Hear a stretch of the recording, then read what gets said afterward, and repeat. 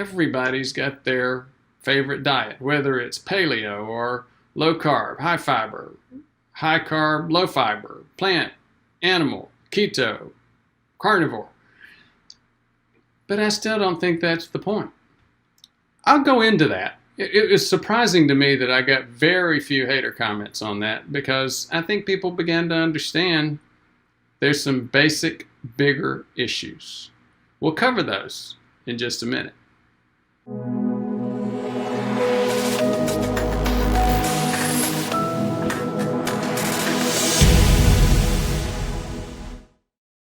You know, diet is such a big debate, and it deserves to be. It's a huge thing. It's the top 3 priorities in terms of health. Diet, diet, and diet. Then you get into exercise and sleep and some other things. So when I did a video, started a series a couple of months ago called The 3 Biggest Diet Mistakes, and by the way, subtitled, They're Not Food Choices. I really expected to get a lot of hater comments, a lot of pushback. Now, as I mentioned, I did a video on it. And for those of you who have asked for part 2, here it is. And thanks for your patience. As you see, we've had over 7,000 views on it. A lot of people liked it. And again, a lot of people wanted to know what's next. Some of this started with debate internally to this channel. I did a video on the potato mono diet. Penn Jillette lost 100 pounds on it. One of the viewers just, I think, Ford50, just ripped off on it saying, I can't believe you talked about that diet. You supported that. You believe in the potato mono diet. Well, let me tell you, Ford50, again. If it helped Penn Jillette lose 100 pounds, I care a lot less about what he ate to get there. He is much healthier at 100 pounds less. And you know what else? What goes on inside our head is a major part of how we control our weight. Now, wait a minute. Am I talking about weight or diet? 2 very, very different things, right? Right. So let's get, speaking of debate and diet, let's get into some of that. So you got Fat Chance by Robert Lustig. He's saying stay away from sugars. Then you've got Mr. Washington here, who is the poster child for the New York Times article about how heart attack is coming back. Mr. Washington there, who's grilling burgers, died at age 49. And you'd say, well, he's not that heavy, is he? He was heavy enough to have some issues. One of them being insulin resistance at a young age. Now, we all know, some of the original debate. This is not new. There's been debate about food for a long time. Somebody told me, the term, you are what you eat. Somebody told me that was C.W. Post, the founder of Post cereals. I don't think that's true. When I looked it up, it seemed to be much older than that. But it just struck me as kind of funny that everybody would want to be a piece of cereal or look like one. So let's go to the next slide and talk about what are some other debates that we have. You've got a paleo diet over here on the right. I only recognize that because that's where I saw it. Then you've got the obesity paradox, Dr. Carl Levy, where he's talking about how some people are healthier even though they are heavier. So again, sort of confusing and muddying this situation about obesity, being too heavy, and health. Then you've got Tufts University over there saying, look, we just did some research and supplements are a big deal, but not if you take them. You have to get them in your diet. Okay. Again, paleo diet, eating clean, which one of my nurse practitioners used to talk about, and actually many people talk about, and I still don't know what eating clean is. I mean, I try not to eat too much food that's on the floor, but I don't think that's what they mean. Vegan, keto, again, you name it, it's out there. But meanwhile, we are getting fatter. This is the CDC's maps for obesity in the US. This is 2011. And obviously, the more red, maybe it's not obvious, the more red the state is, the higher the obesity rate. This is 2011, where you got about a third, orange, red, and green. And this is 2017, where there's only, what, 2 or 3 green states. Now you got about 30 to 40% yellow, 30 to 40% orange, and now you have developed states which are deep red. These are states that have greater than 30%, greater than 35% obesity.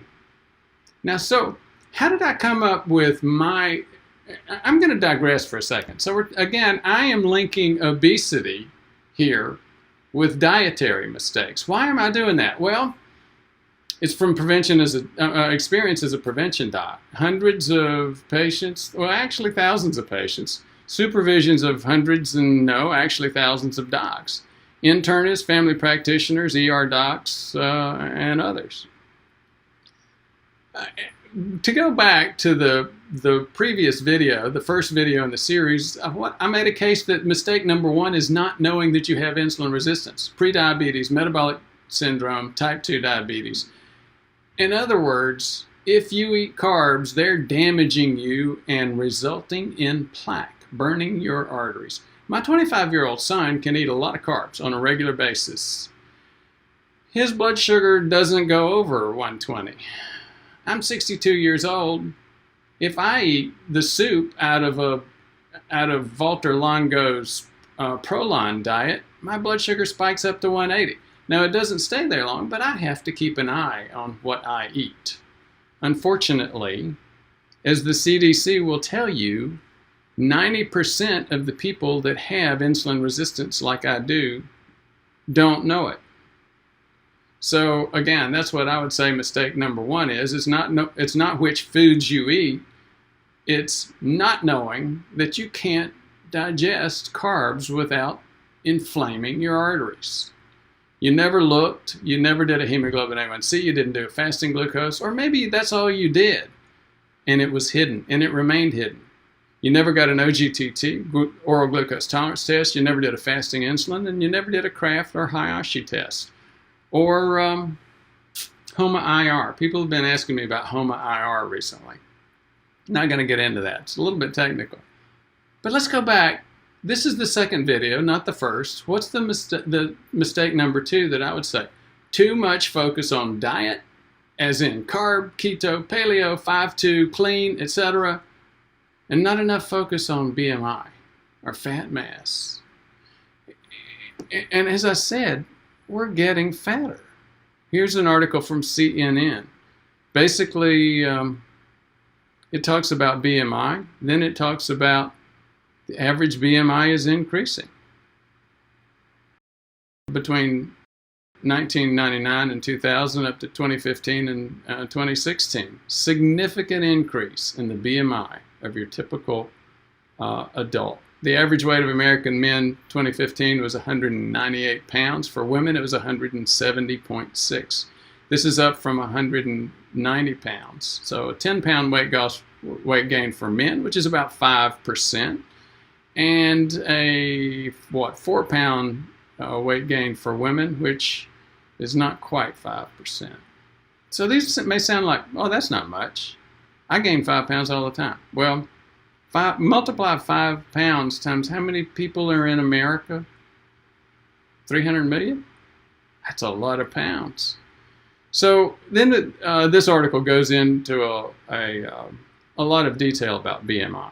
Now, before you start beating me up too much about BMI and relative fat mass, I understand the difference between those, and I'm not really going to get into those today. In fact, let me just segue over into something else. Why am I even focusing on fat? Because of this issue right here. Adipokines mediate inflammation and insulin resistance.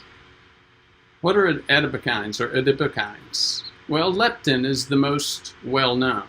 And still, even though leptin is the most well-known, that makes the point right there. Most people don't know what adipokines or adipokines are. They are biochemical indicators. They cause cardiovascular inflammation, as the title just said, and they also cause insulin resistance, as the title said. So it doesn't matter if you're on keto and you're eating 3,000 calories a day and continuing to get fatter and fatter and fatter, you're still driving this process of driving insulin resistance and driving cardiovascular inflammation. Likewise, if you're on a vegan diet and you're gaining weight, if you're on a paleo, it doesn't matter. As long as you're gaining fat, you're gaining these adipokines, you're gaining inflammation. So again, BMI is not the same. Relative fat mass is a little bit more specific, but most people don't know what relative fat mass is. And actually, even a lot of people don't know what BMI is. So let's go back, finish some things up. There's a lot of information in science, both popular science and deeper science, out there about how we get fat and what to do about it. This is a very popular book, Good Calories, Fat Calories by Gary Taubes. In fact, he made a career basically out of writing about that one topic. Robert Lustig, endocrinologist from UC San Francisco, did some great work on this topic. David Ludwig, endocrinologist at Harvard, also doing great work on it. Jason Fung. A lot of people criticize Jason Fung. I don't agree with everything he says, but I do think that prolonged water fasting is one of the most powerful tools that we're still not using very much. And then you got Walter Longo, again, already recognized as a very good science. I would agree with Fung that Longo is a little bit too cautious sometimes, but again, right on the science. Longo learned from his friend and mentor, Roy Walford, who was the caloric restriction doctor. Most people say they know what the term caloric restriction means. Generically, caloric restriction means restricting calories, but this is a term of art, meaning there's special meaning associated with that, and that special meaning associated with it is basically you decrease calories on a steady basis every day. Not like Fung, where you would do eat one day and then fasting the next.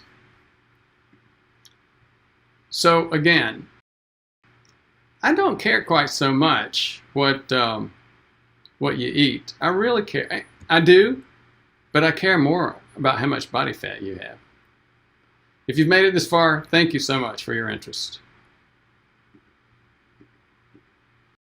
Just wanted to remind you that if you'd like to get your CIMT, the first stop on the CIMT Access Tour is in Anaheim, in LA, on September 28th. It's a half day of David Mintz talking about in person how we do these, what the advantages are, a little bit more about lifestyle and its impact on health.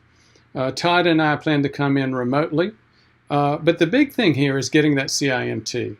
All of this is like, I think, $245 to get a half day of this type of information, but more importantly, your own CIMT done and read. To get there, you go to cardiorisk.us/healthylife. Thank you.